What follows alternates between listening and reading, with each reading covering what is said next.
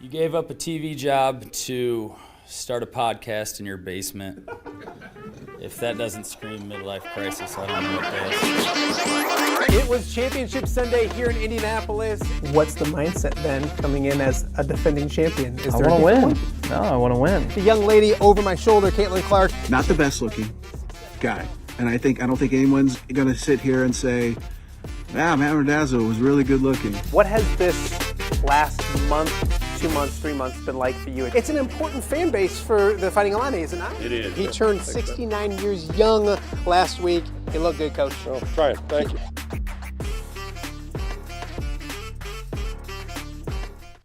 Welcome to Off the Air with Matt Randazzo here on a Thursday in the Quad Cities. It is Thursday, May 29th. Thank you guys so much for joining us. If you're watching us live on YouTube, we appreciate that. Hopefully you are subscribed. If you are not subscribed, please do so ASAP. That helps us out a ton. Also, rate, review, like, all those kind of fun things that help us out over on Twitter. If you're watching live on X, which many of you guys do each and every day, we appreciate that. Thank you so much. X has been very good to us. And also, the show is available in podcast form each and every day. Head to wherever you get your podcasts at, Spotify, Podbean, Apple, you name it. We should be on all the podcasting platforms as well. So check out Off the Air with Matt Randazzo. If you're running around in your car, going for a run, a workout, all those kind of things, doing yard work, check it out. Download it and check out the show each and every weekday right here in the Quad Cities. Excited about today's show once again. A little mix of everything. Some pro sports and a lot of high school sports as well. We're going to start off in just a little bit by welcoming Larry Hawley to the show. Of course, all of Chicago sports and social media yesterday was the talk of Caleb Williams addressing the media for the first time since the reports came out that himself and his family efforted to figure out a way not to go to the Bears. Of course, he was obviously drafted by the Bears, done with his rookie season, an entirely new coaching staff is in there. So a lot has changed since those thought processes and that thought was in his head. We'll talk with Larry Hawley, formerly of WGN, coming up in just a little bit. Kind of break down what Caleb had to say, what we liked, what we didn't like as we start OTAs in the NFL. Believe it or not, the NFL season is right around the corner as well, which is always a good thing when we're talking football. Also, after that, we'll be joined by the Alleman Soccer team, a trio of standouts from the Alleman Soccer team: Emma Kramer, Gretchen Ellis, and Carson Wendt. 3 seniors. The Pioneers won their 4th straight sectional championship last night. They'll play in the Elite Eight coming up on Saturday at 10 a.m. down at IVC. So we'll be joined by the Pioneers in a little bit to talk about what has become a really storied tradition over at Alleman High School when it comes to girls soccer. So that is coming up as well. And then around hour number 2 of the show, around 11 o'clock, we'll be welcomed by Sterling standout Madison Austin. Madison, a great swimmer, great girls basketball player. She's headed to Illinois State to play basketball next season. But she was recently awarded the Don Morris Award, one of the most prestigious awards in the Western Big Six. So we'll talk to her about getting that. Her brother won it last year. So back-to-back Austins winning the Don Morris Award. So very cool there. So we'll be joined by her coming up in just a little bit as well. So a lot to get to on today's show. If you missed any of the shows so far this week, we've covered a lot on Tuesday. Actually, no show on Monday. I was lazy. It was Memorial Day. Enjoyed a 3-day weekend. Hopefully you did as well. On Tuesday, we're joined by Josh Schuler. If you missed that interview, go check it out. Josh is a Muscatine grad, a Muscatine native, and he's currently the head strength and conditioning coach for the Detroit Lions. So really cool, his journey to get to where he's at. And then, of course, if you're a Lions fan like myself, we talk a little Lions football as well. So check that out. Also on Tuesday, Tim O'Neill was in the house. Assumption track coach, retiring or stepping down after 25 years. So we talked about his career at Assumption and the success of that program over the last quarter of a century. And then Jake Travas joined us. Get signed up for the Rally for Reed football camp. You can register right now, rallyforreed.org. Check that out. Get registered. Get your young people there. And it raises money for a great cause right here in the Quad Cities. So rallyforreed.org is where you need to go for that as well. Yesterday, Pat Anger was in the house. We also did the Steamwheeler Wednesday, and we chatted with Bam Pastelnik, the United Township legend that is stepping down after retiring as the United Township Athletic Director. So check out those interviews from the last couple days, those shows from the last couple days as well. Some news and notes before we get rocking and rolling here on a Thursday. There's a new softball coach at the University of Iowa, Stacy Mary Johnson. Was named the head softball coach, yesterday. The sixth softball coach in program history, a former player. She's been a coach for about 20 years, most recently at Fresno State. I can't talk today. Fresno State. So she won 37 games with Fresno State last year. So a nice addition for the Iowa softball team. And also this morning, the John Deere Classic announcing their sponsor exemptions, 3 of them coming to Deer Run next month. Believe it or not, next month in July, coming sooner than you would think. 3 sponsor exemptions, 3 elite college stars. NCAA national champion Michael Assasso will be here. Also, number 2 ranked amateur Jackson Coiven. And then number 3 ranked amateur, Ben James, all teeing it up at the John Deere Classic. And if you know anything about the John Deere Classic, you know that sponsor exemptions here at the JDC have gone on to do a lot of good things in the world of golf, like that guy named Jordan Spieth and Bryson DeChambeau and several others that started right here in the Quad Cities. Luke Clanton was here last year as well. Luke doing great stuff on the PGA Tour right now. So 3 great names coming to the John Deere Classic next month or in July. I'll get there in July. Tomorrow on the show, John Deere Classic Tournament Director, a good friend of ours, Andrew Lehman, will stop by to talk about these 3 and kind of get us updated on the John Deere Classic because, believe it or not, Media Day is Monday. So they'll be welcoming in the media, talking to the former champion, and then letting the media golf out of the golf course as well, which will include me, which is a good thing as well. So more with Andrew Lehman coming up tomorrow on Off the Air with Matt Randazzo. But we start today with a little Bears talk. So joining me now, one of my Bear experts, my Chicago sports experts, Larry Hawley, joining me right now. Larry, we're going to get to the Cubs in a second because you spent your evening at Wrigley Field last night, which is great. But an interesting day for the Bears yesterday. Obviously, this broke of Caleb Williams and the things of during the draft and maybe not wanting to come to the Bears and all that kind of stuff. But it's been a little bit. I guess we'll start with, were you surprised that Caleb hadn't talked a little sooner when it came to all the reports and the problems the media always causes?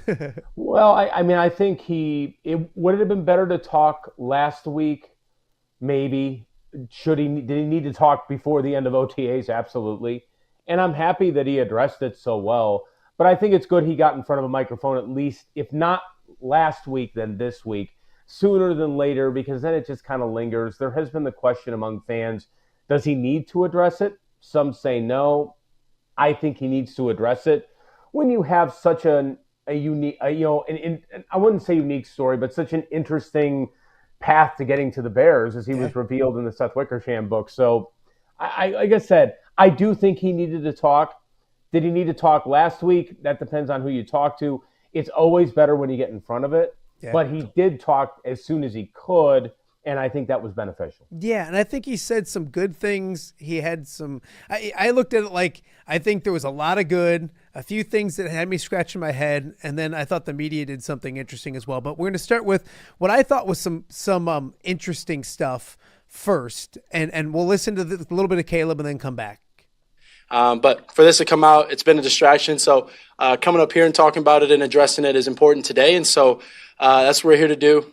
Next is all that went down, all that was said. Yeah, I had a good visit at the other place, Minnesota, with Ken O'Connell, good staff and all of that. Obviously, he just won Coach of the Year award and things like that. So obviously good staff and things like that.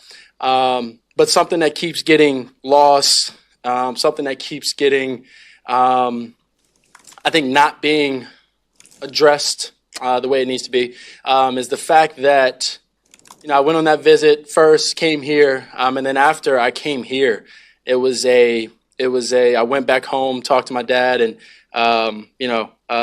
all of the things that were supposed to be these big things that everybody's been talking about recently. One never happened in the sense of they were all thoughts. They were all ideas. And I think if you're in the situation, I think if your son or daughter, anybody is in a situation to be in that position, I think you think about all of the options and, and you look at it, the history and the facts and all these different things.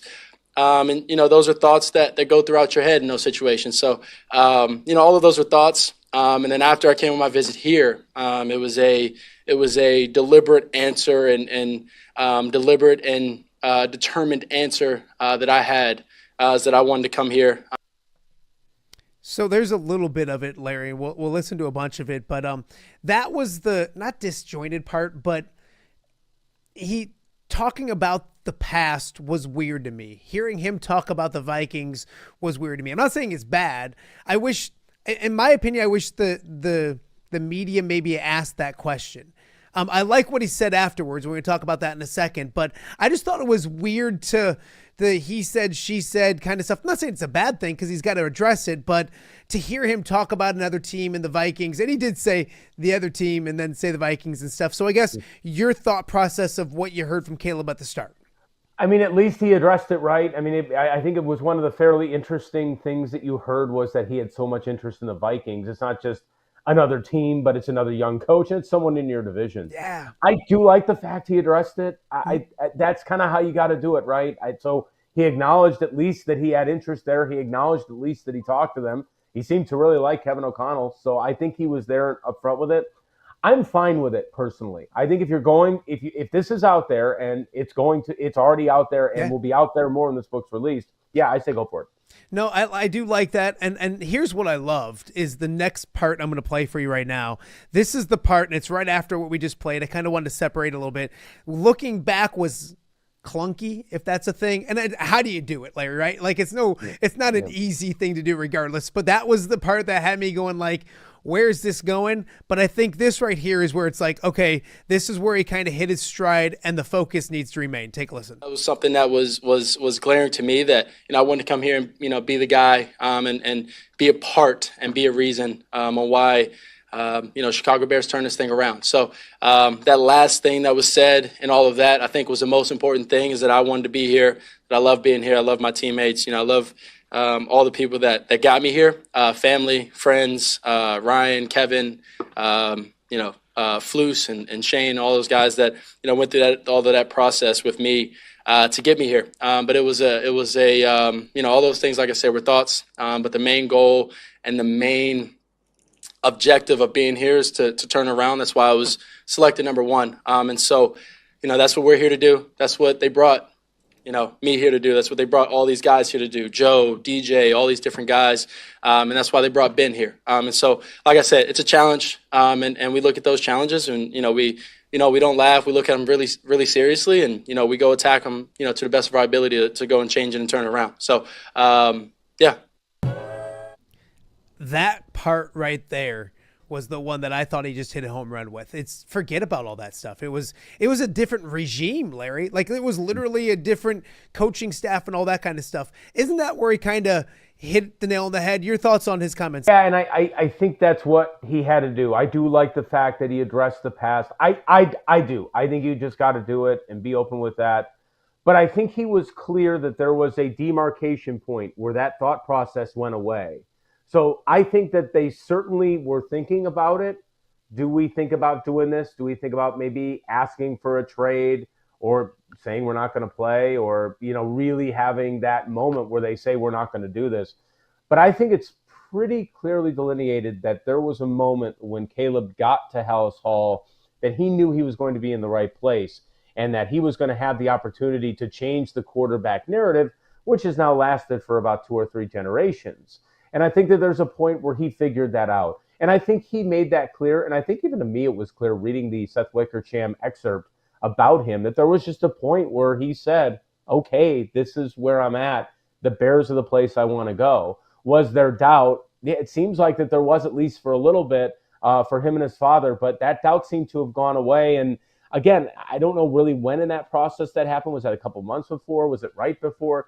But at least from whatever point, there was that point where he was thinking about it to where he was no longer thinking about it. And I think that statement makes that clear, that he really is in with the Bears, and that a lot of the stuff we saw, the Bear Claw during the draft night, was legitimate, was heartfelt, and I think it was. And I think that there is a point where he has moved on. It's just, he participated in the project.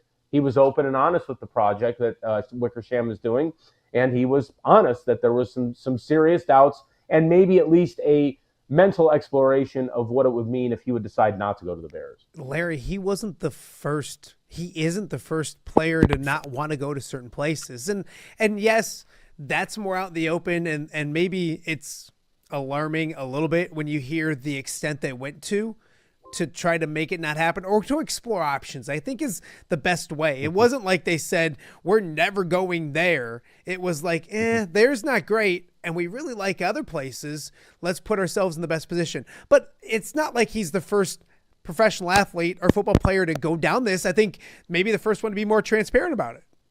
And maybe so. And I said earlier, I used the word unique. I think what's unique about this situation is that you found out about it, because I think it's probably happened behind the scenes a number of times before. It just worked out that Caleb was taking part in this project, and it happened to come out, and he was open and honest with what they were thinking. I'm sure this has happened before. We've had huge examples of the Eli Manning with San Diego and New York. That happened many, many years ago, now going over 40 years. You had the very public John Elway not wanting to go to the Baltimore Colts and eventually forcing a deal to the Denver Broncos. I am certain this has happened behind the scenes a lot of times before. What's unique is the fact that it came out.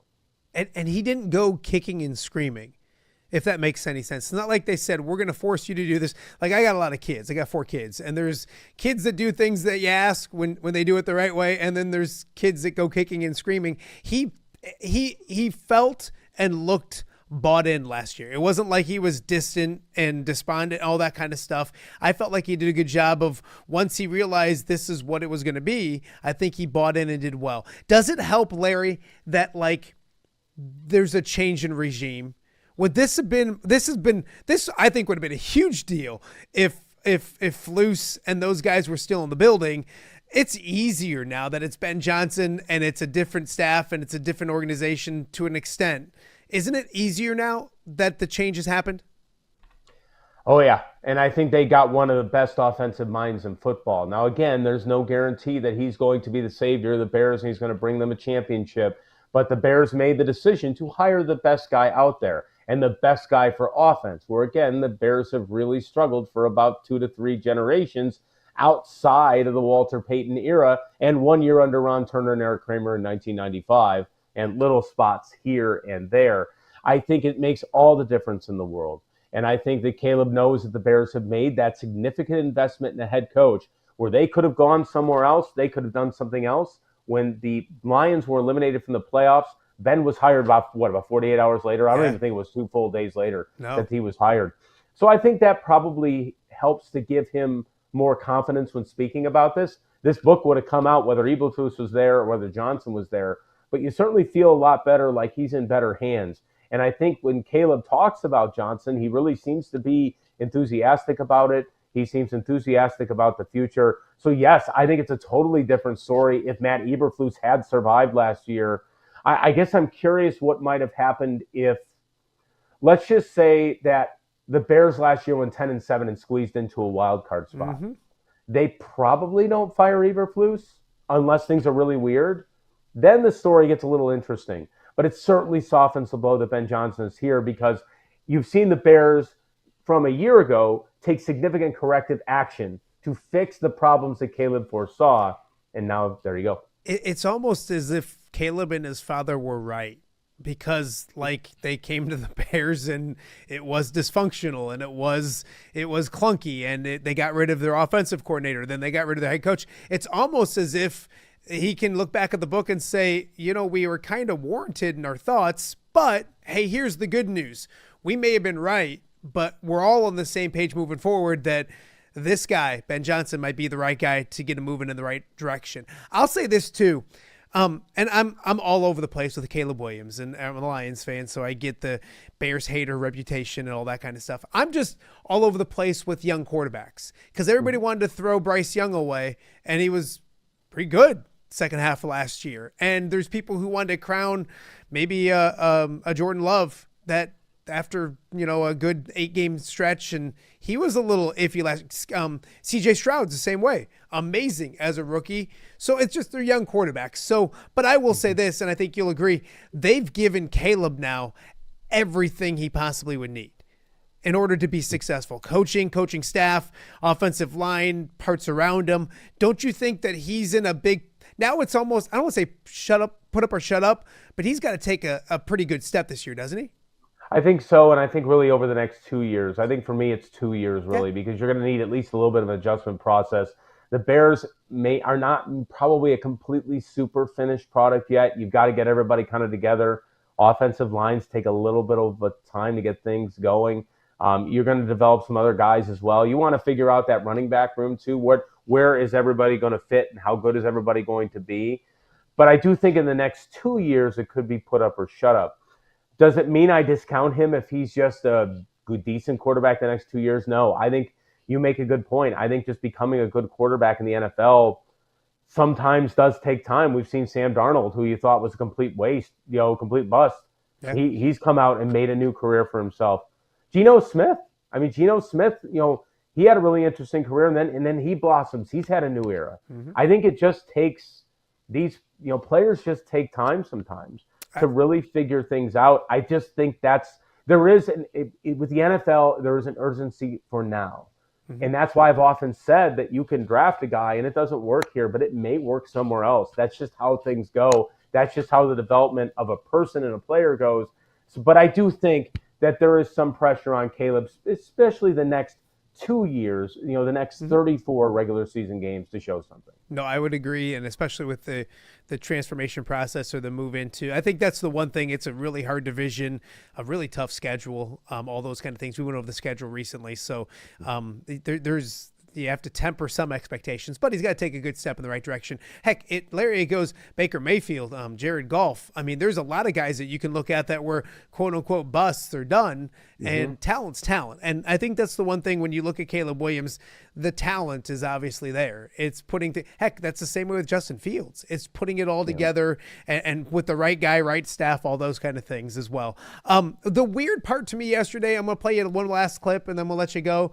But, and I don't know if I hated the question, but I got a lot of traction on social media as well. In fact, I'll play a different question, and I thought he nailed the response as well. Take a listen. Caleb, does your dad speak for you? No. No. I actually shut my dad down quite a bit. He has ideas. He's a smart man. And so I listen, and I always listen. And I'm very fortunate to be in this position, in the sense of, playing QB, but also very fortunate to have a very strong-minded father. And so, we talk very often. It's like my mom and my dad are my best friends. And so, being able to, have conversations with them to understand that everything they say also is, portrayed on me. So I think that's the part of it. But other than that, no, I mean, I'm like I said, I'm very fortunate to have a father, that's super strong-minded, that's always there, always wants the best for his kid. And I think, any of y'all that has a kid or, anything like that, a niece or nephew that you love so dearly, they try and help and you try and help and put them in positions that it's the best position that you can. So that's all he tries to do. But no, definitely a grown man. And, I shut him down quite a lot just because, in season, out of season, something that you have to do. He cares so much about me and, my future. And we've been along this journey so long together that, all he wants is the best for me. And so if anything happens, he's super high-headed, and it's more of like, all right, like, go ahead and go away, reset and things like that. So, love him to death and things like that. And like I said, super fortunate to have him. But, we have talks about it, understanding that, it's a right place and the right time. And then, there's times where it's not. Caleb? Interesting. I love their answer. We'll talk about the answer in a second, but I want to go in a different order with you because You did what I did for a long time. You've been on the question. What are your thoughts just on the question itself, how it was worded, how it was asked, all that kind of stuff? I think that's a lot of people didn't love it. What are your thoughts? Well, I think, first of all, anyone who wants to ask a question, it's their question to ask, and it's their way to frame it. I mean, that's the right that, you have as a reporter. And I think that, and I know who it was. It sounded like it was Patrick Finley of the Sun-Times, fantastic guy. I think he just came right to the point with it and said, does your father speak for you? We've seen other athletes who've had parents who are vocal about their futures, and I think it was just straightforward. There could have been other ways to say it. He just went right. He said went straightforward. And I thought Caleb gave it a good answer. All that was just a straightforward question. He's like, does your dad speak for you? I thought it was straightforward, right to the point, got right to it. There was nothing wrong with the question. My point, I think it was in the context of this article. The dad and Caleb played so much of a role. I don't think that there's anything wrong with it personally. I could see where some people might say, hey, what's that? I do think Caleb had a great answer for it. I think he explained it. And I think that's where it lands for me. Yeah, it was a blunt question, but you have to be. I don't think, Larry, people realize what the atmosphere is like in those. And you have 14 minutes, I think, is what they got with Caleb Williams. And you don't know what you're going to get, but you don't get all day. If we're having a sit-down conversation and you're Caleb Williams, which if you can hook me up with Caleb Williams, please do so, but as an interview. But if we're having this conversation, you can frame it in a different way. But you're in a mass of media trying to get your question in. And you don't have the time to go, all right, Caleb, blah, blah, blah. You just want to get your question out. So I think that's what people don't realize is you're in a media mob and like you're trying to get your question in. And sometimes the best way to do it is just to assert your question as simply as possible. And I think that's what it was. So I had no issues with the question at all. In fact, the only issues I had was when I read people that had issues. And I was like, oh, I didn't even notice it until they did it. Flip side of it, I think he nailed it. It was funny when he said I shut him down quite a lot. I mean, there's heck, we just got done watching Therese Halliburton's dad come back from suspension. Like dads are dads. I'm a dad. Like I get it. My kids are not nearly as talented as Caleb Williams, but dads can be dads. And I think he nailed the answer part of it, didn't he? Yeah, I thought he did. And he was very honest and blunt with his influence of his dad. I think he was just straightforward with it. I think that's one thing I liked yesterday. I thought he was fairly straightforward with it. We had talked a little bit about the Vikings before. He didn't have to mention it, but I thought he did, and I thought that was great. I thought the answer was straightforward. He said, I think he takes his dad and has a lot of admiration for his dad, but I think he does understand where the responsibility is his and he has to take it. And like I said, I think he's done that so far as quarterback for the Bears, and I think he did so yesterday. And now that this is out of the way, what's your storyline for OTA? What are you looking at? What is the biggest thing? Is it just the Ben Johnson effect and what he's doing with that team, that offense, et cetera? Absolutely, because he's the biggest investment. You could make one of the biggest investments in the history of the Bears. It's all about Ben Johnson, in my mind, for probably a lot of this season, because you're going to see him run his first OTA, his first mandatory OTA, his first training camp, his first game, his first half season, and then the first regular season. Ben is the story. He's a big story. Caleb will be second, but Ben's a huge story. So for me, it's seeing kind of the influence that he has, or reading about the influence that he has, seeing how players respond to him, and then see how that first year goes. And then even next year, seeing what his Act 2 will be. Because let's not forget, Matt Nagy had a nice start here, but had no Act 2, never found it. And because of that, his era ended in a hurry. All about Ben Johnson in my mind, I think, for this OTA and probably most of this season. Yeah, and I think people will look at the offense with Ben, but they got to realize this is his first coaching gig as well. So I'm with you. And it's not just Caleb and him. It's him and the wide receivers, him and the offensive line, how he puts his system in, his culture that he built. And culture was a big thing in Detroit. And he spent a lot of years with Dan Campbell. So fascinating. And I think that's why today, and they did it right away, what they should have done, or yesterday, excuse me. But like I said, they could have done it last week. I get that if you want to, but this is the next time that he's there and available. I think they did a good job. Don't let all of OTAs just linger with this nonsense. Get rid of it and move on to football stuff. Yeah, and I think they could have even done it last week and even gotten it out of the way earlier. And just, it seems like Caleb pretty much had. I'm sure he knew what was coming. They probably could have done it last week. Maybe they just decided not to. I'm not necessarily even sure it was his decision. I don't know if it was the Bears' decision or Caleb's decision, but he certainly seemed ready for it. And it was addressed within about a week. Could they have addressed it last week? Would it look really good? Yeah, in my mind, it would look amazing. But they did address it, and I thought Caleb addressed it strongly. Yeah, he did a good job. You went to the Cubs game last night, young man. First off, I'm jealous because I haven't been to Wrigley in a little bit.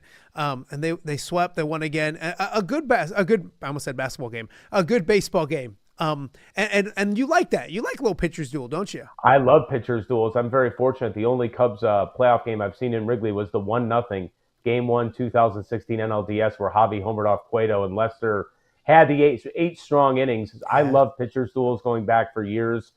Very strong game. Again, Matthew Boyd. If you're going to win baseball games, you've got to have some guys play either above their potential or live up to what you hope they could be. Matthew Boyd is one of those guys who pitched last night and pitched strongly. P. Crow Armstrong is on an MVP pace for now. There's a long way to go in the season, but he is on a heck of a heater right now, and he homered again last night, and it turned out to be the game winner. I had said before the season I thought the Cubs could win the National League Central Division. As we approach the end of May, that has not changed. I think they're exciting, which I think is fun. Their offense is better than I thought. Am I thinking of them as a World Series contender? Probably not yet. Could they be a team that has a little fun in the playoffs? Yeah, they are. But the Cardinals are right there too, so they'll have a fight to make the playoffs. But right now, the Cubs are achieving on the level that I thought, the offense a little bit more, and we'll see kind of where things go because they've set themselves up for an interesting summer. I love it. And the Cubs-Cardinal rivalry is one of the best rivalries in baseball, and especially here in the Quad Cities, because we're right there in that sweet spot where there's the knuckleheads from the South that kind of infiltrate some Cardinal stuff, and then the Cubbies rocking and rolling. So, Larry, I always appreciate your time. Great insight as always, and we'll catch up again real soon.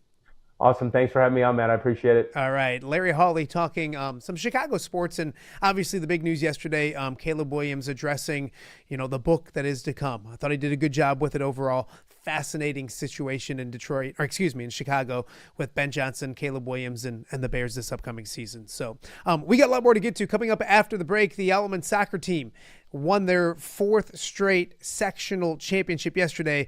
A trio of pioneers join us right after the break, right here on Off the Air with Matt Randazzo. All right, be honest. Are you craving Hungry Hobo again?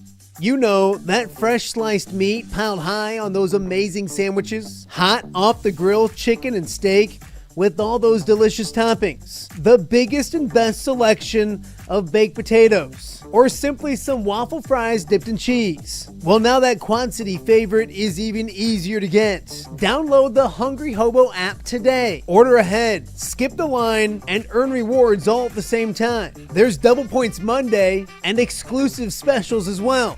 With 12 locations in the Quad City area, it's Hungry Hobo. Now even easier to find, but still hard to resist. Rafferty Funeral Home, dedicated to serving families in the Quad Cities since 2007. Hi, welcome. Here, come on in. An experienced staff plans each service to reflect the unique life and legacy of your loved one. Rafferty Funeral Home is proud to serve our community with dignity, respect, and compassion, helping you to celebrate your traditions and lasting memories no matter your faith, culture, or budget. Rafferty Funeral Home in Moline. Call today to discuss prearrangements.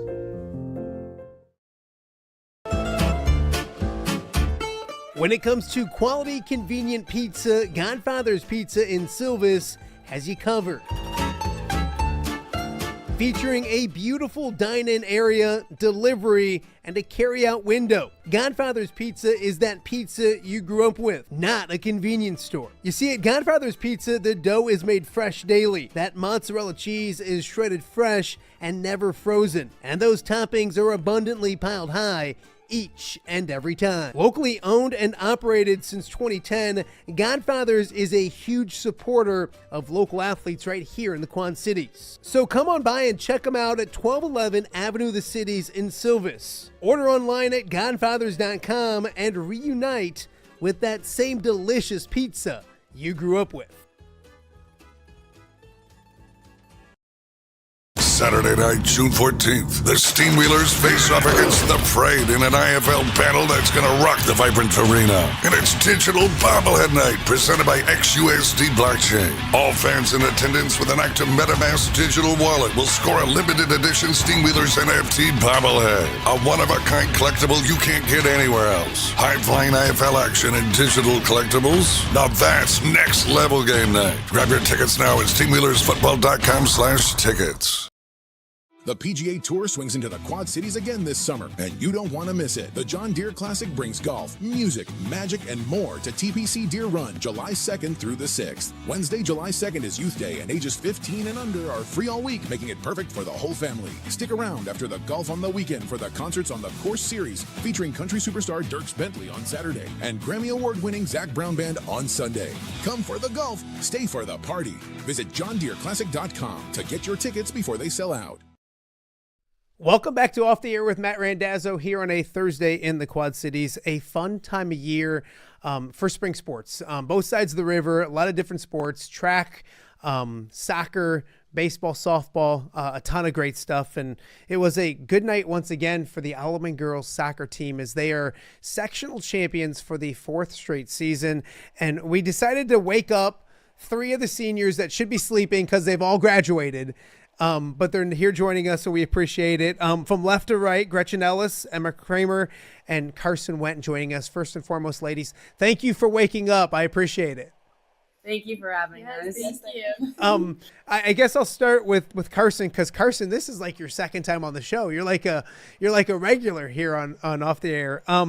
To win that conference championship, and I still watch the news and all that kind of stuff. And I remember you talking about wanting to win your last game on your home field. That the sectional thing was big, but talk about winning the environment and the way you guys won last night. That had to have been special as a senior. It was so special, especially because we had so many people come out last night and, well, the past 2 games, and just having like our families and our friends there, just being there with everyone makes it more special. Emma, to know you guys are sectional champions for the 4th straight season, to get that plaque, I mean, it's the 4th straight time, but it's always special. What was getting that one last night, and what it mean as a senior to accomplish just that? I think it was just a really great experience, especially with having, like she said, all of our fans there. It really brought the energy. It just made it really special for me. Absolutely. Gretchen, it wasn't the most thrilling game in the world, but that's okay, right? Like a 7-0 victory is a good thing. To know, not just to win, but to do it in that style. What does it say about this team and the way you ladies are playing right now? The score for sure reflects how we don't back down, even like throughout the remainder of the game, and how we like to come out and press at the beginning, but kind of carry that through and not really fall off from that even at the end of the game. Absolutely. We mentioned you guys are all 3 seniors. Carson, it wouldn't have been right not to win that section. The legacy and the foundation is so great there. What does it mean to continue it? Because that is a little bit of added extra pressure because of the expectations and what this program has done over the last couple of years. There's obviously expectations going into any season for soccer, but I think we all know that we're capable, and having the past experience of doing all of that, I think we're all capable of going forward, and we want to keep going. Emma, did you guys enjoy the moment to celebrate on your own field with your fans? I know it was a packed house. Did you guys enjoy it when you guys got done, and what was that like? Yes, of course. I mean, we enjoy every win. But just the sectional for the 4th year with everyone there, it was just great. Gretchen, how good is this team playing right now? To win a sectional is impressive. To do it 7-0, like we kind of talked about, is even more impressive. What's clicking? What's right about this team right now? Yeah, I think we've definitely been stepping it up in practice. I know there's a lot of expectations and pressure, but we try to stay composed on the field. And I think we've done a really great job of possessing recently and getting into that attacking half and getting a lot more chances on goal. Carson, how motivated was this group to start the season? And not just this group, but especially the seniors. And to to continue a tradition and to play well. You talked about the expectations, but the way it ended last year, I think you guys all wanted more. So how important was this season, and how motivated were you ladies coming into the season? I think we all knew that for some of us, it's our last season playing soccer. And I think that we all want to continue going on. And I think that was our real motivation, trying to push through for people who won't be able to play soccer again, but then also keep like our pride and wanting to go further and further for our school. I think the cool thing about the Alleman soccer program is there's such great names, and some they graduate, and then there's another group of great names that come in. Emma, kind of talk about that, because obviously you lost some really good players, not just last year, but throughout the last 4 years to graduation, and it's almost reload at Alleman. How did you feel different as a senior this year, being that group, the leadership, all the kind of things that comes with being the upperclassmen and being the seniors? Yeah, I mean, especially with losing 12 of our seniors last year, so we kind of not had to like start over, but building something new, connecting with each other, like even after losing everyone, it kind of makes it more difficult. But I think we were all willing to work for it, and we got there. Gretchen and I remember being at IVC when the season came to an end last year, and I think that was something a lot of people talked about, was like, what a great senior group, which it was, but hey, they're losing 12 of them. That's such a great, like, did you, I don't want to say hear the doubt, but how important was it to prove that, like, hey, this program was going to continue and the winning was still going to happen this season as well? Yeah, for sure. I mean, I think we're a team that tries not to focus on the past too much. We try to take our past experiences and continue them forward. But in relation to like postseason and stuff like that, we know that it could end at any moment, and we have to make the most of the group that we have, no matter who's in it. I think we have a great group this season, and we've been able to accomplish a lot. So I'm just really excited to see how far we can go with the remainder of the season. Carson, I know that there's some young players on this team as well. Of course, I have a freshman, so I know some of the freshmen that came in and some of the younger players that came in as well, and they're talented, they're good. What's it been like to help them along the way, and to kind of, you three are and not just the three of you, but the seniors or the experienced group, have you felt more of a leader this year in getting those younger talented players, up to where they're supposed to be and at this level as well? I think we definitely all took them under our wings. I feel like we all kind of picked up a freshman, and then that was our buddy. And then we just guided them through the season. I know they were all really nervous, which any freshman was. I was really nervous playing freshman year, but we try to make it as easy as we can and be with them throughout it. Emma, you guys graduated, what, the other day? Monday, Tuesday, something like that? So Sunday? You're Sunday. There you go.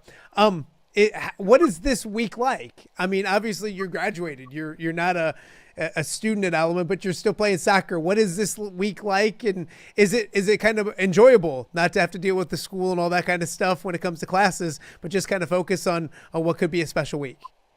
Definitely more enjoyable, and I think it helps us as a team because, I mean, it's our summer, so we got to go out to breakfast yesterday before the game. We get to hang out before practice and after practice, and we would like to sleep in, but like we wake up early, we do things together rather than being lazy and not putting in the work. You'd like to sleep in, but then you got Mark Vanata calling you at like 7:30 in the morning and saying, hey, guess what? You got to get out of bed and do this stuff for some idiot that used to go to our school that we got to help out. So, Gretchen, I want to talk about what's next because there's more soccer to be played. That's the beauty part.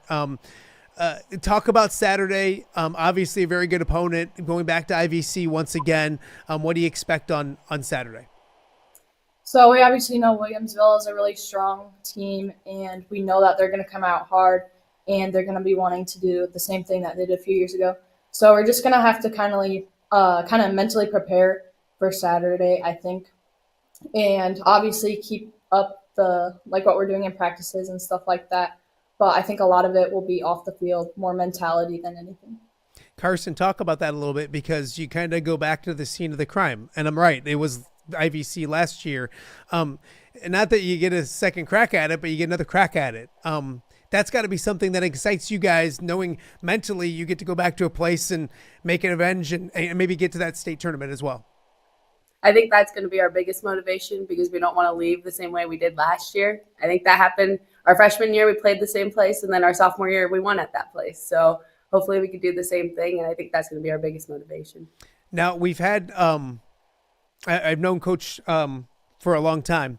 What does he mean to this program, Emma, to have that guy, a guy who knows a lot about soccer and have a lot of success? He's a quiet guy. That's what I loved after the games. Like he didn't even want to do the interviews. I'd be like, okay, I'm going to talk to the girls, but you have to at some point come talk to me.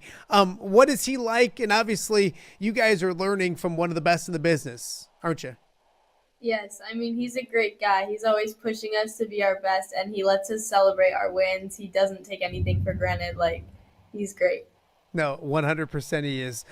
Gretchen, knowing that you played at home for the last time, but knowing that student body, that community, the Alleman soccer community, what will IVC be like? And I know they're going to travel great, and I know you're going to have a great support system. What's it mean to know that when you show up on Saturday, there's going to be a whole bunch of green there ready to cheer you guys on? It definitely means a lot. It just shows all the support throughout the Quad Cities. I think we have a really great support system, and we can tell that they care a lot about our team.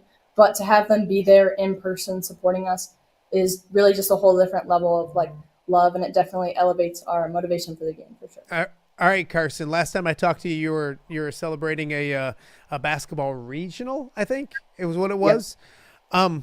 And you goofy group of girls for basketball and all that kind of stuff. Which teammates do you like more, your soccer teammates or your basketball teammates? No, I'm kidding. I'm not going to make you say that. I'm just kidding. But talk about the camaraderie with this team. I know the basketball girls were extremely close. Had a great chemistry as well. I'm assuming the same thing with the soccer team as well. Well, majority of our soccer players are basketball players, so we kind of have that already built. And then we're always together. We always do stuff. Like Emma said, we did breakfast. We get ready for the games together. We hang out after the games. I feel like we can't get enough of each other. But it's just great because we can build that chemistry, and then we can take it onto the field as well. All right, some fun questions before I let you guys go. I'm hoping I don't repeat any goofy questions that I did when Carson was on last time when it comes to this kind of stuff. But is this team, Emma, I'll start with you. Is this team superstitious? And if it's superstitious, what are the superstitions about this team that you can tell us about? And you're all giggling, so you must be superstitious. Some of us are very superstitious. Like Carson, she almost didn't go to breakfast yesterday and she has to wear the same hairstyle. Some people eat the same things, get the same energy drink before, kind of just like silly little things that make them play better. Emma, you're looking at her and at her. Are any of these you? I mean, I'm not very superstitious. I kind of just do whatever I feel like doing that day. Okay, you look to both of them. So, Gretchen, what are you superstitious about? I'm not really superstitious that much. I tie my shoes like 5 times on both sides. But other than that, there's not really much that I repeat in my life. Hold on. You're not very superstitious, but you tie your shoes 5 times on each side? It's just my lucky number, so. Oh, that's normal. That's not super. All right, Carson, you're smiling from ear to ear. Why are you not going to breakfast? Okay, I had this thought that we hadn't gone to breakfast before any other games, and I didn't want to risk it. But then I realized it will be okay, even if I do get breakfast, because I went to breakfast sophomore year. It's been a whole deal. I had to relate it all back to sophomore year. Did you not eat breakfast at all last year? Just not together? No. I just didn't go out for breakfast. Okay, where'd you guys go? We went to Melly's. Okay, all right. I guess we're back to Emma again. Emma, what's the place to, like, do you guys, when it comes to food, and obviously you went to breakfast, but is there a team meal, a team food, a team favorite place to go? We really like the ranch. Okay, because it's such a long walk from the school, so that works out as well. It's funny, my son's in a Spanish class up there, and they got to go on a field trip up there the other day, and he had never been there, and I felt bad as a dad, like that I'd never taken him to La Ranch. I'd failed him, so he enjoyed it. He enjoyed it a ton. Gretchen, if you could have one meal, since everything's centered around food, if you could have one meal with anybody in the entire world, who would it be and why? Probably Ronaldo.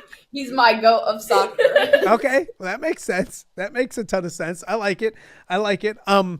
Pre-game rituals, Carson. Not the superstitious weird stuff, but they may overlap, I guess. Is there a pre-game ritual, song, dance, thing, whatever that you goofballs have to do? Well, for me, I get my hair braided by my mom. She braids my hair every game, so that was part of it. And then we normally go over to Lexi's house, especially over in postseason. We go to Lexi's house, we get ready, we all get our hair braided, and we eat fruit and protein bars. Chicken nuggets. Fruit, protein bars, I can get on board with, and chicken nuggets. That's like the last time. Had you guys been to Al's yet? I've been. You still haven't been there? Didn't I ask you about that last time, Carson? Yeah, you did. Okay. Yeah, Al's is like some of my son's friends will sneak up between practices or whatever to go to Al's. You can't have a burger and fries before practice. At least I can't. Maybe you guys can do whatever you guys want to do and all that kind of stuff. Okay, before I let you go, because I know you guys want to go back home and go to bed or be productive or whatever you're going to do. You're college kids now. You can do whatever. Emma, what do you guys have to do to be successful on Saturday? Break it down for me. What are some of the keys for you guys on the field to be successful? I think we just need to really be there mentally. We can't take them lightly. We can't go in there with the mindset that they're not going to do what happened again. Like, we're going to win. We just need to take nothing lightly and really give it to them. Gretchen, you guys have 4 sectional championships. You were at state at 2023, took second. I remember it well. It's weird because sometimes it all runs together, but I remember that very well. What would it mean to get back to state and to have one more crack at a state championship? Yeah, obviously a lot for our team, but also just for the program as a whole. It would be making history, so it's something that's very important to us. And we're not only looking for that, but also small improvements along the way. So I think we're just really grateful to have this run and see how far we can get. Awesome. And Carson, I don't have another question for you. Just don't be too crazy. Don't be silly. Don't mess up anything with some superstition or anything like that, right? Nope, I won't. Okay, trust me, if you can eat all 3 meals, it's cool. If somebody wants to go do something, it's great. All that kind of stuff. All 3 of you, congratulations on all the success. Appreciate it. Good luck on Saturday. Stay healthy, and maybe we can talk again soon if you guys keep winning. I'll make it a little later. We won't have to get up as early in the morning. We'll figure something out a little later, okay? Perfect. All right. Tell Mark thank you. Tell Mr. Venata thank you, and more importantly, tell Marlene thank you because she really runs the department. I mean, she runs everything, right? So, all right, ladies, best of luck. We'll talk to you guys soon. Thank you. All right. That is the Alleman Soccer team. 3 players from the Alleman Soccer team. Carson Went, Gretchen Ellis, and Emma Kramer joining us right here on Off the Air with Matt Randazzo. We wish the Pioneers a lot of success coming up. An early game, 10 a.m. on Saturday morning. See, I'm getting them ready for that early game. Getting them up a little early, getting them ready to rock and roll. So we got more to get to coming up after the break. We're going to be joined by one of the winners of the Don Morris Award. Sterling's Madison Austin will join us right after this on Off the Air with Matt Randazzo. Hello, Dan Pearson here of FCA. Our team is thrilled to support Off the Air with our good friend Matt Randazzo.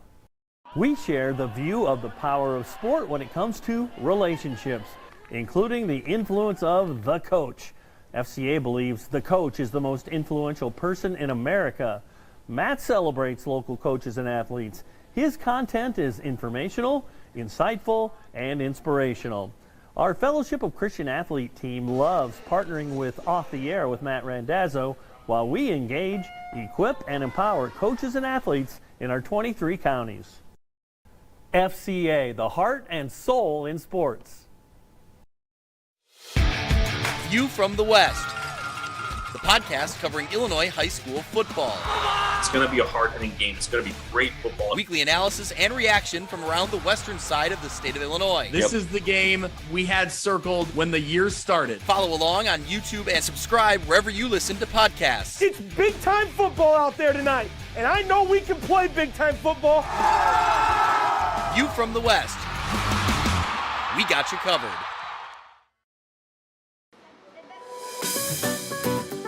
Are you looking for the Quad City's best chips and salsa? There's only one dude to turn to. Right on. Snoop. Hand-cut chips, fried fresh with that crunch you've come to love. And the most addicting salsa. with delicious fresh ingredients each and every time. Pick up your chips and salsa, queso, enchiladas, and much more at the Stern Center in Rock Island. To place your order, simply call the man himself. It's Snoop at 309-314-8197 and find out for yourself what the rest of the Quad Cities already loves. Welcome back to Off the Air with Matt Randazzo here on a Thursday in the Quad Cities. One of my favorite spring traditions around the Quad City area was always covering the Don Morris Award winners. It went to the best multiple sport athlete in the Western Big Six, and it's a long list of fantastic student athletes that's won the award. And there's something in the water out in Sterling, because 5 of the last 6 years a Golden Warrior has won the award. This year, Madison Austin, the winner of the Don Morris Award. First and foremost, Madison, thank you so much for doing this. I appreciate it. Yeah, no problem. Congratulations. We're going to talk about your career here in a second, but to win the Don Morris Award, how do you find out about that? And what go through your mind when you hear you win an award like that? Yeah, I found out, I think my dad told me, actually. Him and the old athletic director were like in charge of it, or like told me I was like a nominee or whatever. So he told me. I mean, I was excited, of course, because my brother won it last year, and he's always like, "Oh, if you don't win that, then I'm better." Blah blah blah. So, but we both won it. Yeah, obviously you know about the award. Did you know much about it before your brother won last year? And kind of what does it mean to win that award? You look at that list of athletes on boys and girls side. It's awfully impressive, Madison. Yeah. I knew about it because I've seen like so many people from our school win it, and I mean it was one of my goals, but I wasn't sure because freshman year I was not a good basketball player, so like growing and getting better is definitely grew as one of my goals, especially after my brother got it. Then I was like, oh, I have to get it now. It was a special senior year, a special career for you at Sterling. Obviously, doing well in the pool, and then also doing so well on the basketball court itself. How do you balance the two? So many times, and I don't like it, an athlete will focus on one thing. I'm an old guy. It used to be 2-3 sports, all that kind of stuff. How do you balance stuff like that? Because it can be extremely challenging, especially in today's day and age. Yeah, swim was, growing up, it was like my only sport. So once I got to high school freshman year, I was just focused on swimming.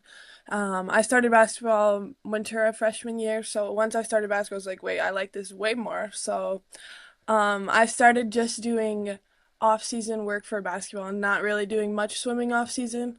But once it got to season for swim, I would focus more on swim. And at the end of the season, like for championship meets and stuff, I had to put down the basketball, which was very hard for me, but it worked out in the end. Absolutely, absolutely, and you got to enjoy an amazing career at Sterling, and then also a senior season. I want to get to that senior season in a second, but we mentioned brother winning the award. But Madison, you look at it, in 5 of the last 6 years, someone from Sterling has won either the boys or the girls Don Morris Award. You got to be proud to carry in that tradition. And what is it about that athletic program and that community right now that has things going so well? Yeah, our community around us is great. Just showing off of even just our last basketball season, the amount of people that made it to our games throughout the season, not even just at the end, was crazy. And I'm really lucky to have a community like this to keep pushing us. Absolutely. I want to talk about that community because the basketball season was a lot of fun. And Madison, when you look at, the regional, the first ever sectional championship, a Western Big Six championship, 30 wins, Elite Eight appearance. If I could have scripted it, obviously there could have been a little longer, a couple more games. But going into your senior season, when did you realize that this was going to be a special team, a special group, or did you know even before your senior year? Yeah, I mean, I knew it was my last chance for something like this, and the rest of the girls knew it, and they loved all of our seniors, so we all worked outside of the practice and in practice and just working to be the best we could be, and not even just basketball, outside of practice, spending time together and building a connection with each other really helped us too.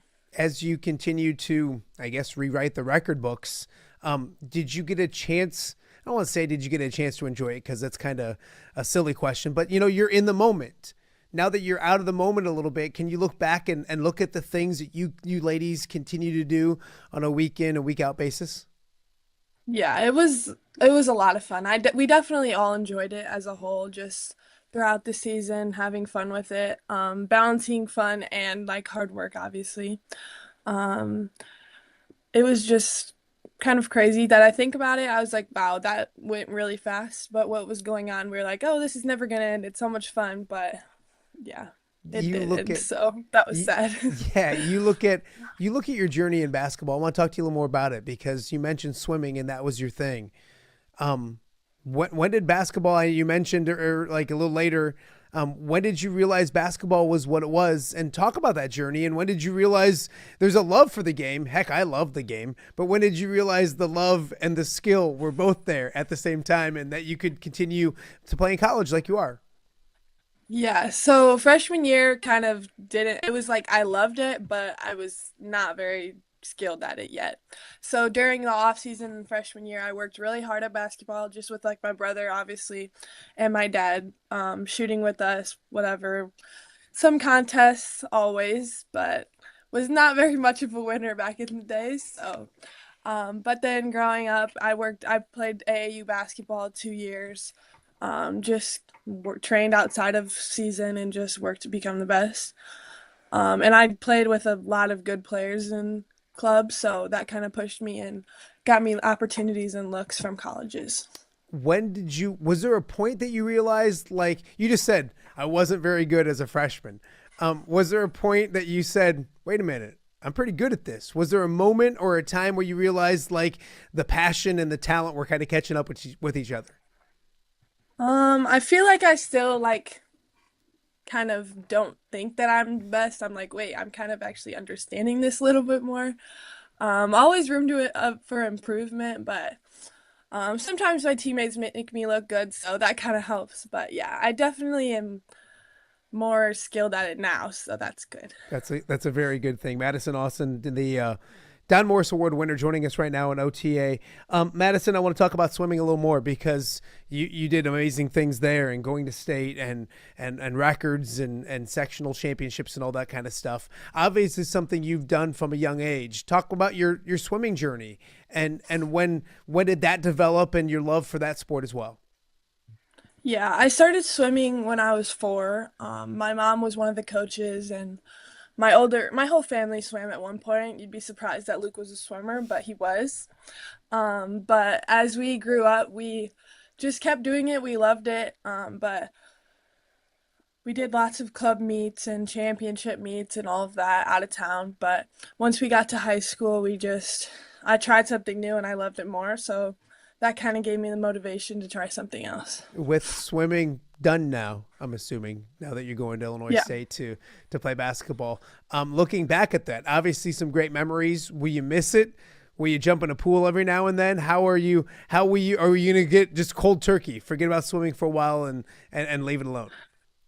Yeah, I've definitely have not been in the pool since November, but I do like to swim for fun, but I probably will at some point get back in the pool for some individual workouts, but not when there's someone telling me what to do, especially not in the pool. But it's a good conditioning workouts if I want to do it every now and then. Absolutely. But not yet. Absolutely. Yeah, a little break is always a good thing.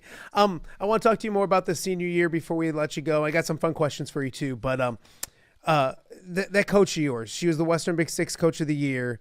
I love the energy she brings to that program, that area. Kind of talk about what she's done with Sterling girls basketball, because it was the first Western Big Six championship. I know you haven't been to the Western Big Six forever, but what has she done with that program? And talk to me about what she's meant to you and the Golden Warrior basketball program.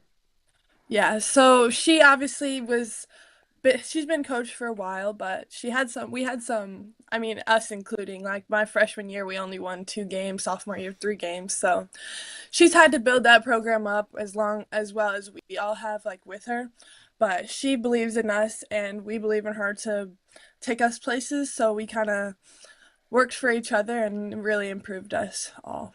Yeah, no, absolutely. One of the best in the business. You look at the next journey, the next step, going to Illinois State. Take me through your thought process of picking Illinois State, and then there is a game you didn't play a lot 4 years ago, and now you're going to college to play it. To say it sounds crazy. What is it about Illinois State that worked for you, and how excited are you to get to the next level? Yeah, I always wanted to be like a college athlete. I could never imagine myself not playing sports in college, but obviously I didn't know what that sport would be freshman year. But Illinois State, I went on like multiple visits there, and I loved like the coaching staff and being closer to home and just the community around them. Lots of support, and the girls are really great. So I'm excited to get down there. What does this summer look like? I know you told me before we started you're going down June 8th or something like that. Is it workouts with the team? What's the plan to continue that growth in basketball over the summer and into next season? Yeah, it starts, so the first week we get there, it's like there's some like kid camps and stuff, and we do like a few like not as strict practicing. And then the next weeks we start just work. We can do like individual training, lifting, conditioning, and then like practicing on the court with the team. So a little bit of everything. All right. Before we have a little fun, I want to talk. I enjoyed covering your brother immensely. An outstanding athlete, football, basketball, of course, as well. And I guess he can swim a little bit now that you told the world that. What was your relationship with him? Because obviously you kind of mentioned he's right in front of you and kind of setting the standard, and he set a pretty high standard. What's that relationship like? And obviously someone you look up to a little bit as well. Yeah, we're really close. We work out a lot together when he's home, but he definitely is very much a critic and will tell me everything I need to change, but always in like a funny, nice way. We do lots of competitions. We do shooting competitions. I have beat him before, but he still somehow gets the ball in the hoop like every time. So I'm working on getting to beat him every time, so we'll see. I love that. I'm going to have some fun questions for you before I let you go. Favorite. So let's say you get this hard workout done, and you need to pig out or to treat yourself, if that makes any sense. Where's your favorite food, your pig out meal, the best thing you want to eat when it comes to eating wise? Chicken tacos is my favorite. Is there a place where you get them from, or is it just are you making them at home? No, I like it depends on the day. So we have like La Laguna and then Dairy Mart. Both of those places are really good. So okay, depends on what I'm feeling. All right, I like it. Are you a superstitious basketball player or swimmer? Do you have any superstitions, and if so, what's your weirdest one? I'm not very superstitious, but there are some like pre-game, like I would always eat an Arthur sandwich before my games for basketball. And most of the time I would have a Snickers too, so it just depends, but nothing like that's like a necessary thing for me to do. Gotcha. You're doing a good job. Maybe getting some endorsements in the Sterling area. You're knocking off Mexican restaurants. You're name dropping Arthur's. Good job, young lady. I like what you're doing. If you could have one superpower, what would it be? Any superpower in the entire world? I don't know. I'd probably like to teleport, just be in lots of places. No, that's a good call. If you could have a one-on-one meal, if you could have dinner with one person, anybody in the entire world, who would it be and why? I don't know. That's a hard question. See? Not all these softball. Now the questions get harder when you get to college, young lady. Yeah. I don't know. It could be a sports athlete. It could be anybody you. Probably, I don't know a specific athlete, but probably maybe like a Asia Wilson or something. Someone that's like similar to what I do. I don't know. Just learn from someone. I like it. Do you mentioned pregame routines with food and Arthur's. Do you have a music inside the locker room routine you have to do before you go on the court?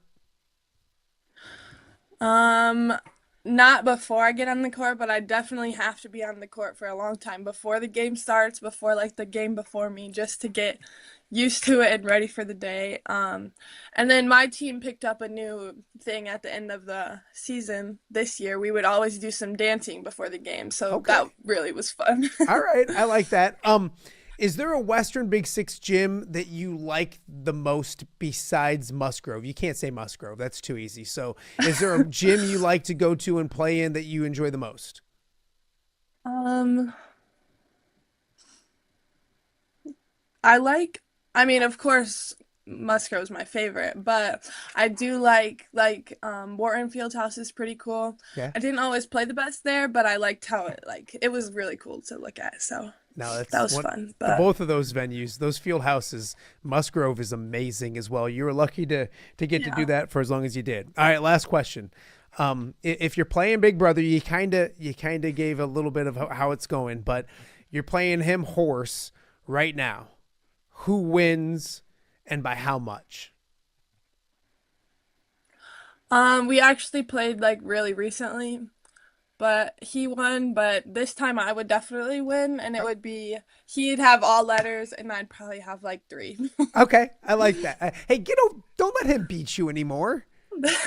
Come on. I know, I'm trying. Yep, I'm working on it. No, hey, you got a lot to be proud of with him as well, and yourself too. Don Morris Award winner, an amazing swim career, an amazing basketball career as well. And I made you get up early when you're a college kid now in the middle of the summer to chat with me. So I appreciate it, Madison. Thank you so much for all your time, and good luck. Stay healthy and kick some butt down there at Illinois State, okay? Thank you. All right. That is Madison Austin, one of the Don Morris Award winners this year, capping off a fantastic career at Sterling. We got more to get to. You're watching Off the Air on a Thursday right here in the Quad Cities.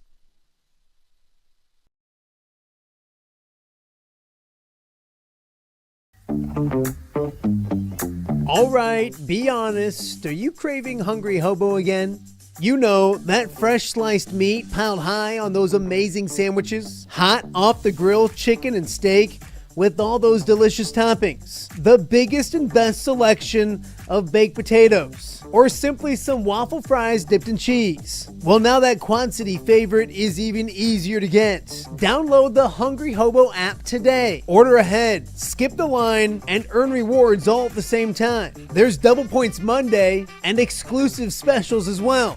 With 12 locations in the Quad City area, it's Hungry Hobo. Now even easier to find, but still hard to resist.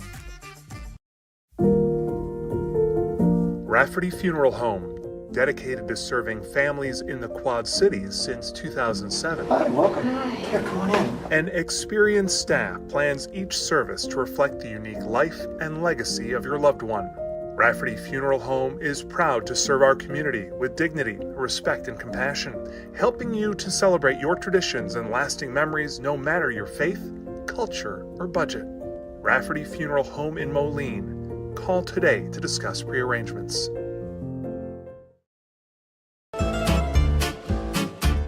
When it comes to quality, convenient pizza, Godfather's Pizza in Silvis has you covered. Featuring a beautiful dine-in area, delivery, and a carry-out window. Godfather's Pizza is that pizza you grew up with, not a convenience store. You see, at Godfather's Pizza, the dough is made fresh daily. That mozzarella cheese is shredded fresh and never frozen. And those toppings are abundantly piled high each and every time. Locally owned and operated since 2010, Godfather's is a huge supporter of local athletes right here in the Quad Cities. So come on by and check them out at 1211 Avenue of the Cities in Silvis. Order online at godfathers.com and reunite with that same delicious pizza you grew up with. Saturday night, June 14th, the Steamwheelers face off against the Parade in an IFL battle that's going to rock the vibrant arena. And it's digital bobblehead night presented by XUSD Blockchain. All fans in attendance with an active MetaMask digital wallet will score a limited edition Steamwheelers NFT bobblehead. A one-of-a-kind collectible you can't get anywhere else. High-flying IFL action and digital collectibles? Now that's next level game night. Grab your tickets now at steamwheelersfootball.com/tickets. The PGA Tour swings into the Quad Cities again this summer, and you don't want to miss it. The John Deere Classic brings golf, music, magic, and more to TPC Deer Run July 2nd through the 6th. Wednesday, July 2nd is Youth Day, and ages 15 and under are free all week, making it perfect for the whole family. Stick around after the golf on the weekend for the concerts on the Course Series, featuring country superstar Dierks Bentley on Saturday and Grammy Award-winning Zach Brown Band on Sunday. Come for the golf, stay for the party. Visit JohnDeereClassic.com to get your tickets before they sell out. Welcome back to Off the Air with Matt Randazzo here on a Thursday in the Quad Cities. Man, that John Deere's Classic stuff has me fired up. JDC will be here before you know it. Of course, they announced their sponsor exemptions this morning. Some elite college athletes coming to the Quad Cities early in July. National champion Michael Lasasso, the number 2 ranked amateur in the world, Jackson Coiven, and number 3 ranked Ben James, all announced today heading to the John Deere Classic. And as you know, as many know, sponsor exemptions end up doing good things here in the Quad Cities. So we'll be joined by Andrew Lehman tomorrow, kind of talk a little bit more about the John Deere Classic coming up. Media Day is Monday, but I figured let's get him on, talk about the sponsors exemptions and a bunch more. So Andrew Lehman tomorrow on the show. A few news and notes that have broke this morning throughout the show. First and foremost, I do know how to spell soccer. I've had several phone calls and text messages about the Alleman Girls Soccer underneath their name is misspelled. I apologize. I didn't notice that. But I do know how to spell soccer.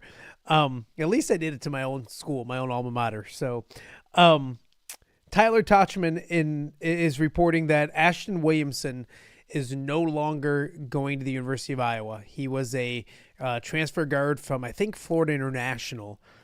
He will no longer be attending Iowa. So Iowa with a scholarship opening for next year, a couple of them, but that is an open one. Chad Leistico just tweeted or posted on X. The Cyhawk game will be a big noon kick on Fox. So I think big noon will be, I'm assuming, maybe in Ames. We'll talk more about that. But the big Cyhawk game, and it's crazy how fast football season is coming. We talked about OTAs already starting, college football season right around the corner as well. So, and also announced the Iowa Hawkeyes have 2 Friday games.